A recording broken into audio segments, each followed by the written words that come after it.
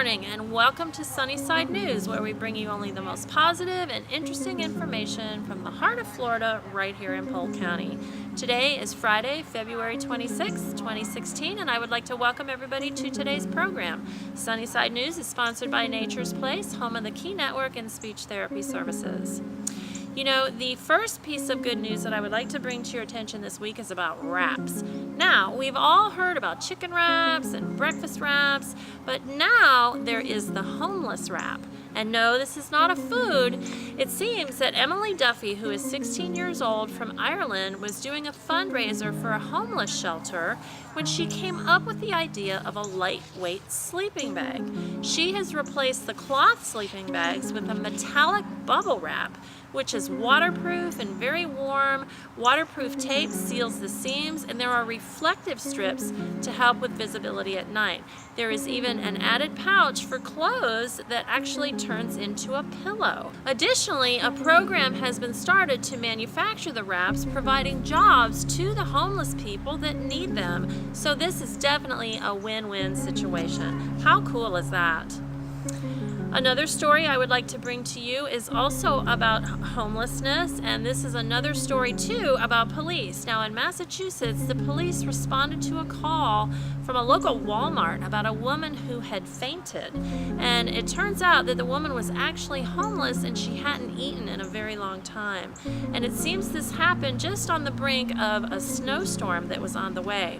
So Officer Perry bought the woman groceries and arranged for her to stay in a hotel through the storm. And that was all with his own money.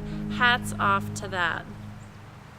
The next one I would like to bring your attention is about a labor of love, actually, from Japan. Toshiyuki and Yasuko Kuroki settled down after they married in 1956 to tend to their farm.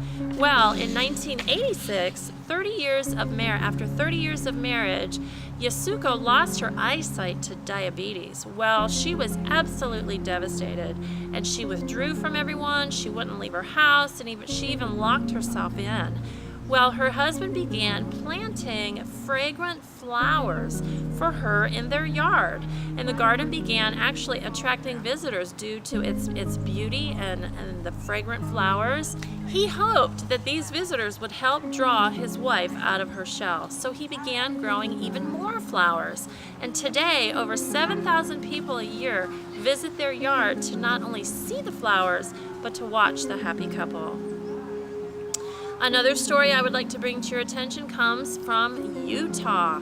Hayden Godfrey is a 17-year-old student at Skyview High School, and he spent months of planning and preparation and $450 of his own money, but he made sure that every female in his high school received a flower on Valentine's Day.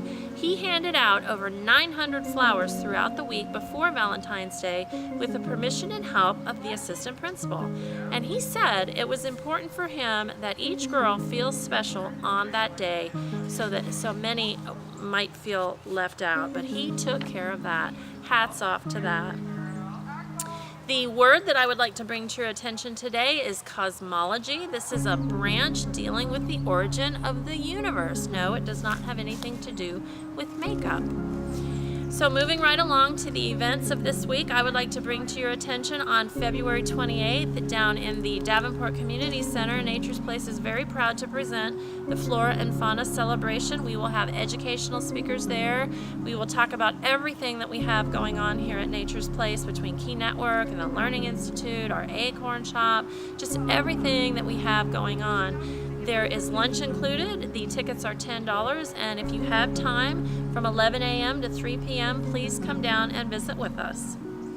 Another event I would like to bring to your attention this week is on February 26th. This is Rockin' on the River. It's at the Camp Max River Resort. This will actually be a 3-day music event. They will be having a 50-50 raffle. There'll be local bands. It'll be catered by many, many restaurants, and this is also a free event. Another event I would like to bring to your attention, also starting on the 26th, is the Antique Engine and Tractor Show in Fort Meade. From 8 a.m. to 5 p.m. there will be food, there's a flea market there will be parades, and you can visit the Antique Village by Florida Flywheeler Antique Engine Club. You can get more information on this by calling 863-285-9121. Another event I would like to call to your attention this weekend is on February 27th. It is the start of the 23rd Annual Senior Games at various locations throughout Polk County.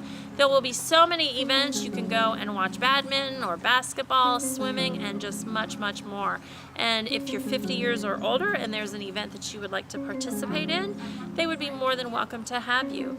You can find out more information by calling 863-533-0055. As usual, I would like to wrap up today's program with a quote, and that quote goes, "Nothing strengthens the judgment and quickens the conscience like individual responsibility." And that was said back in the day by Elizabeth Cady Stanton.